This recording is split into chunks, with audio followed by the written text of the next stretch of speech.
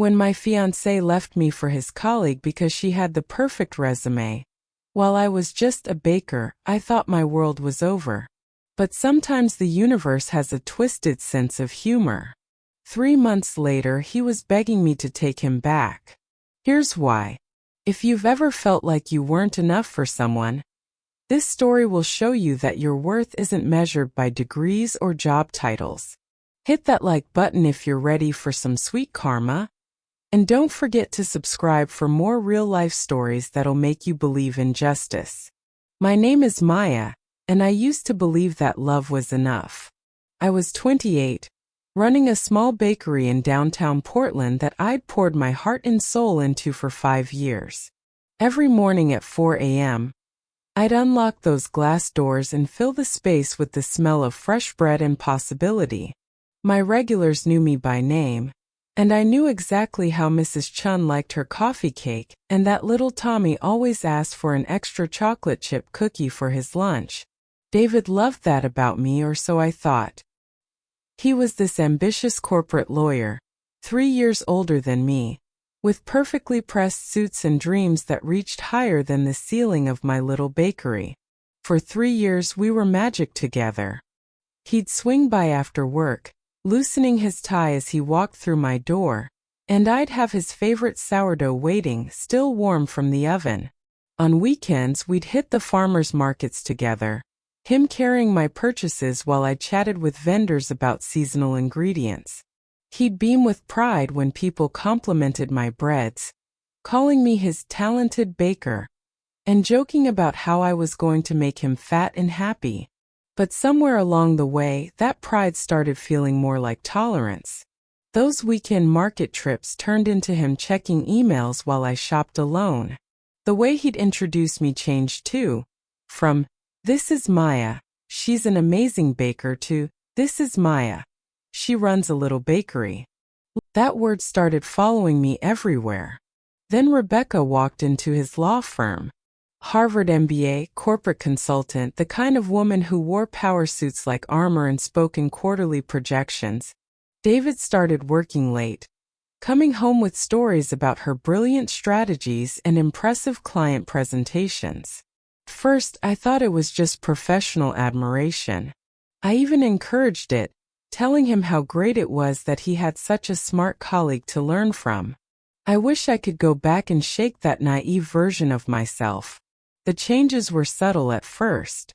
David started commenting on my flour-dusted aprons when I'd greet him after work. He'd suggest I think bigger about my career, maybe consider franchising or getting a business degree. When I'd excitedly tell him about a new recipe I perfected or a great review from a customer, he'd nod absently and change the subject to something Rebecca had said about market expansion or profit margins. The worst part wasn't his growing distance. It was how I started seeing myself through his eyes. I'd catch my reflection in the bakery window and wonder if I looked small, if my dreams were too simple, if I was holding him back from the kind of life he deserved with someone more impressive. The end came on a Tuesday night in March. I remember because I'd spent the day perfecting a new lavender honey cake, and I was so excited to share it with him. He came home late as usual, and I met him at the door with a slice and a smile. "We need to talk," he said, not even glancing at the cake. Those 4 words hit me like a physical blow. I set the plate down with shaking hands and followed him to our living room, where he sat on the edge. He couldn't even look at me. Rebecca and I have been spending a lot of time together, working on projects, talking about goals and ambitions. And I've realized something important. We just make sense on paper. She has vision drive, the same kind of professional aspirations I have. The room started spinning. "Are you saying you have feelings for her?" "I'm saying I think we want different things from life. She's building an empire, Maya. You're content with your little bakery and your small-town dreams. I need someone who can grow with me, who understands the bigger picture." Little. There was that word again, but this time it felt like a knife. "I've been with you for 3 years, David. I've supported your dreams, celebrated your successes, been there through every late night and stressful case. How is that not growing with you? He finally looked at me, and I saw something in his eyes I'd never seen before. Pity. You're stuck in this small-town mindset, Maya. You think happiness is enough, but it's not. Not for me. Not anymore. The breakup was swift and brutal. Within 2 weeks, he'd moved out of our shared apartment, taking his pressed suits and his dismissive comments with him. Within a month, I saw the pictures on social media. David and Rebecca at some corporate gala, her in a designer dress, him looking at her the way he used to look at me. I stared at that photo for hours, comparing her polished perfection to my flower-stained reality, and for the first time in my life, I felt truly small. The months that followed were the darkest of my life. I threw myself into work, but my heart wasn't in it. The bread came out dense and flavorless. My pastries lacked their usual. Mrs. Chun stopped coming in after I snapped at her for asking too many questions about ingredients. Tommy's mom started taking him to the chain bakery down the street because I'd forgotten to order his favorite chocolate chips 3 weeks in a row. My staff, the 2 part-time college students who'd been with me for years, started exchanging worried glances when they thought I wasn't looking. My apartment felt like a tomb. I'd come home to silence and David's absence, which somehow felt louder than any argument we'd ever had. I'd sit on the couch where he'd broken my heart, eating takeout and scrolling through social media, torturing myself with updates about his new life. There was Rebecca at some charity function, Rebecca giving a presentation at a conference, Rebecca and David at a weekend getaway in wine country. Each photo was a fresh wound, a reminder of everything I wasn't sophisticated enough to be. My phone stopped ringing. My friends' invitations dried up after I'd turned down dinner plans, movie nights, and girls' weekends for the 3rd month in a row. I was drowning in my own misery, and I was pulling everyone down with me. That's when Sarah showed up. Sarah had been my best friend since college, a force of nature who never took no for an answer. She walked into my bakery on a Thursday morning, took one look at the half-empty display case and my unwashed hair, and made a decision that changed everything. "Get your purse," she said. "I'm working."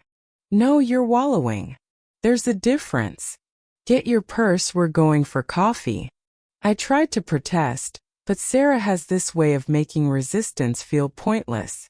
She marched me to the coffee shop across the street, ordered us both lattes, and then stared at me until I started talking. Sarah's eyes flashed with anger. "Maya, you built something beautiful from nothing. You employ people, you bring joy to your neighborhood. You create things that make people's days better. How is that small?" "But Rebecca is a corporate consultant who probably hasn't created anything with her own hands in years. She moves numbers around on spreadsheets. You create edible art every single day." For the first time in months, I felt a spark of something that wasn't despair. "You really think so?" "I know so. And you know what else I know? You're not done yet. This isn't your ending, Maya. This is just the part of your story where you decide who you really want to be." That night, I sat in my kitchen with a notebook and a pen, staring at the blank page like it held all the answers. Sarah's words echoed in my head. This wasn't my ending. This was where I decided who I wanted to be. I started researching, not just baking techniques but business strategy, marketing, social media presence. I discovered that Rebecca's consulting firm handled major food industry accounts, that they were always looking for unique catering partners for corporate events. A seed of an idea began to grow. What if I could show David and Rebecca, and everyone else who'd ever called my dreams small, exactly what passion looked like when it was unleashed? The transformation didn't happen overnight. I enrolled in advanced pastry courses at the Culinary Institute, spending my evenings learning techniques I'd only dreamed of mastering. I hired a business consultant, someone who looked at my books and saw potential instead of limitations. I revamped my social media presence, showcasing not just the bakery started changing too. I introduced new lines of pastries, artisanal breads that required days of preparation, desserts that were as beautiful as they were delicious. I started offering custom catering services, targeting the kind of upscale events that would have intimidated me months earlier. My Instagram followers grew from a few hundred to several thousand. Food bloggers started featuring my creations. The local newspaper ran a piece about my innovative approach to traditional baking. Slowly, my customer base expanded beyond my neighborhood regulars to include food enthusiasts from across the city. But the real change was in me. I started standing straighter, speaking with more confidence, believing in my own worth. I invested in myself, taking professional photos, upgrading my equipment, treating my business like the serious venture it had always been. That's when I learned about the conference. Rebecca's consulting firm was hosting a major food industry event, bringing together restaurateurs, food brands, and corporate clients. They needed a caterer, someone who could create memorable experiences for their high-profile attendees. I stared at the call for proposals on my laptop screen, my heart racing. This was it. This was my chance to show everyone, including myself, what I was truly capable of. I was going to bid for the contract. Preparing for that presentation consumed me in the best possible way. I spent weeks perfecting my menu, creating a signature dessert that would tell a story. I called it passion fruit perfection, a complex creation that looked simple on the surface but revealed layers of flavor and technique with each bite. It was a metaphor for everything I'd learned about myself. I transformed myself as much as I transformed my business. Gone were the flour-dusted aprons and casual jeans. Instead, I wore a sleek black dress that made me feel powerful, my hair perfectly styled, my makeup flawless. But it wasn't just the external changes. I carried myself differently now. I'd learned to own my expertise, to speak with authority about my craft. I was no longer the woman who'd let someone else's definition of success make her feel small. The conference room was filled with executives from Rebecca's firm, potential clients, and industry leaders. I set up my display with practiced precision, arranging my desserts like jewels in a showcase. Each piece was a work of art, and I knew it. When my turn came to present, I walked to the front of the room with confidence I'd never felt before. I began to speak about my philosophy, about creating experiences that engaged all the senses, about the difference between feeding people and nourishing their souls. Food is memory, I said, my voice clear and strong. It's emotion, it's connection, it's art. When you choose a caterer, you're not just choosing someone to provide sustenance. You're choosing someone to create moments that your guests will remember long after the last bite. I could see the room was captivated. Even the most skeptical faces were leaning forward, engaged by my passion and expertise. I began serving my passion fruit perfection, watching as expressions changed from polite interest to genuine amazement. That's when I saw him. David walked into the room with Rebecca, both dressed in their corporate armor, confident and composed. But when his eyes found mine, I watched his face transform. Shock, recognition, something that looked almost like awe. He stood frozen in the doorway while Rebecca surveyed the room with the cool assessment of someone who was used to being the smartest person in any space. But when she tasted my dessert, her expression changed too. I saw surprise, then grudging respect, then something that might have been worry. The room erupted in compliments. Corporate executives were asking for my card, talking about future events, praising the innovation and artistry of my creations. I felt like I was glowing from the inside out. After the formal presentation ended, David approached me while Rebecca was networking with potential clients. He looked different somehow, smaller than I remembered, less sure of himself. "Maya," he said, his voice soft with something that might have been regret. I had no idea. This is incredible. You're incredible." I studied his face, seeing the man I'd once loved desperately, and felt nothing but a calm sort of satisfaction. "Thank you. I made a mistake," he continued, stepping closer. "I see that now.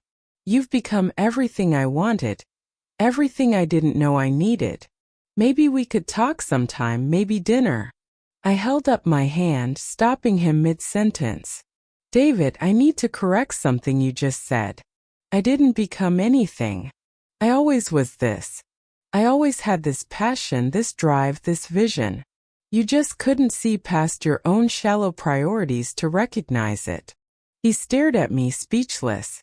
"You wanted someone who looked impressive on paper," I continued, my voice steady and sure. "But you missed the woman who was building something real, something meaningful, something that actually mattered. That's not my failure, David. That's yours."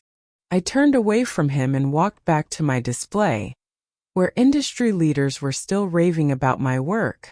My calendar filled with high-profile events, my reputation grew, and my little bakery became the talk of the city's food scene. But the real victory was quieter, more personal. I'd proven to myself that I was never small, never limited, never less than enough. I'd just been with someone who couldn't see my worth. I heard through mutual friends that David and Rebecca's relationship didn't last long after the conference. Apparently, when the excitement of their professional connection wore off, they discovered they had very little in common beyond their ambition. Rebecca moved to New York for a better opportunity, and David was left to realize that shared spreadsheets weren't the same as shared dreams. 6 months later, my phone rang on a quiet Sunday morning. David's name appeared on my screen, and for a moment I considered not answering. But curiosity won out. "Maya." His voice was tentative, uncertain. "I was wondering if we could talk. I know I don't deserve it, but I've been thinking about us, about what we had, and I think maybe—" "David," I interrupted gently, "I hope you're well. I really do. But whatever we had, whatever we were, that's in the past. I'm not angry anymore, but I'm not interested in going backward either." There was a long pause. "Are you seeing someone?" I smiled. "It's about becoming so genuinely happy, so completely yourself, that their opinion of you becomes irrelevant. It's about proving to yourself that you were never the problem."